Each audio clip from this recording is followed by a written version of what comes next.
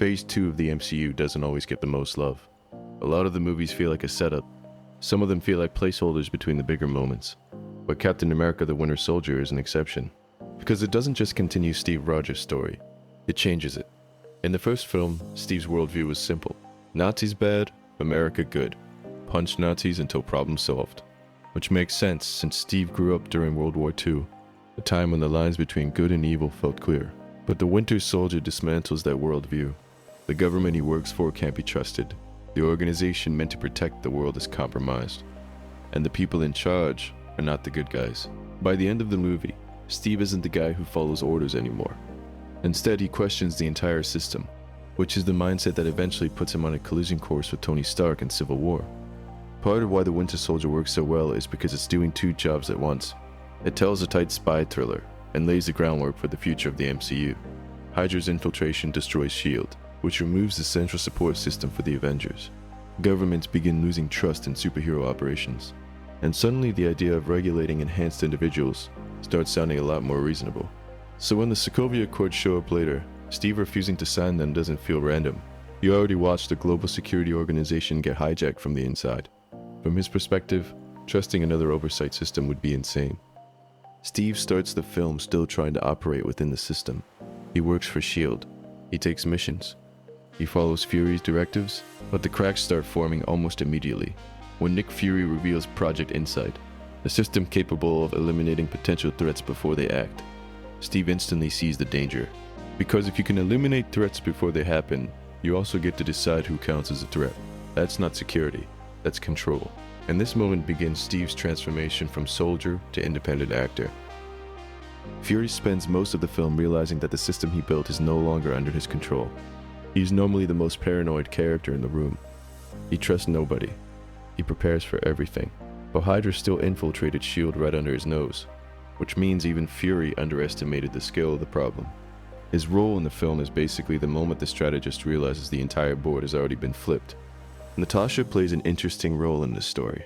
She's not the moral center like Steve, and she's not the strategic mastermind like Fury. She's the bridge between them. Natasha understands the gray areas of intelligence work, lies, deception, shifting loyalties.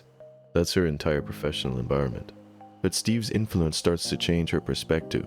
Over the course of the movie, Natasha moves closer to Steve's moral line, which is why she helps expose Hydra instead of protecting S.H.I.E.L.D.'s secrets. She begins the film as a spy protecting the system. She ends it, helping Steve dismantle it. Sam Wilson has a pretty understated introduction. Steve meets him while jogging. They talk for a few minutes, and the scene quietly establishes everything about Sam. He's a veteran helping other veterans deal with trauma. He's grounded, practical, and when Steve shows up later asking for help exposing a global conspiracy, Sam doesn't hesitate. He just says yes, which is impressive considering Steve's request essentially translates to, "Hey, I think a Nazi secret society controls the government. Want to help me stop them?" Also, Sam bringing the Falcon suit into action gives the film its aerial combat element, which adds a cool dynamic. Then there's Bucky Barnes, now the Winter Soldier. The film makes a very intentional choice here. Instead of giving Steve a villain he can simply defeat, it gives him his past weaponized against him. Bucky isn't just another opponent. He's the last living connection to Steve's original life. The one person who knew him before the serum, before the S.H.I.E.L.D., before he became an idea instead of a person. Back when Steve was just a stubborn guy from Brooklyn who kept picking fights he had no business winning, and Bucky was the one pulling him out of them. That history matters because it completely reframes every encounter they have in the film. Hydra doesn't just turn Bucky into an assassin. They strip away his identity and replace it with function. He's no longer a person making choices. He's a tool executing commands, which means every time Steve faces him, he's not just fighting an enemy. He's confronting the idea that a person can be completely erased and rewritten. Now for Fury's escape scene, it plays like something out of a Jason Bourne movie. Armored vehicles surround his car. Weapons deploy. Surveillance systems activate. The car itself becomes a character. Every defensive system Fury uses reveals how prepared he normally is. But even with all that preparation, he still barely escapes, which reinforces the central theme of the film. Hydra isn't just a threat, it's already everywhere. As for the elevator fight scene, before anything happens, the movie slowly increases tension. More agents enter the elevator than usual. No one talks. The camera framing gets tighter. Then Steve quietly asks if anyone wants to get out before they start. What makes the scene nice isn't just the choreography, it's how the space is used. The fight happens in a cramped elevator, forcing the encounter to feel messy and physical. Steve uses the walls, the railing, and the environment to survive. It feels less like superhero combat and more like a tactical brawl, which fits the spy thriller tone of the film. And like any other group jumping fight scenes, you wonder why they didn't just dogpile him. The highway fight between Steve and Bucky is one of the most technically impressive action scenes in the MCU, specifically the knife choreography. Bucky's knife handling is incredibly precise. He flips the blade between grips mid-fight, constantly adjusting angles and attack speed. It's a small detail, but it makes the fight feel dangerous. The choreography shows Bucky fighting like a trained assassin. Fast, efficient, brutal. Meanwhile, Steve fights defensively. He's trying to survive while also figuring out who this masked soldier actually is.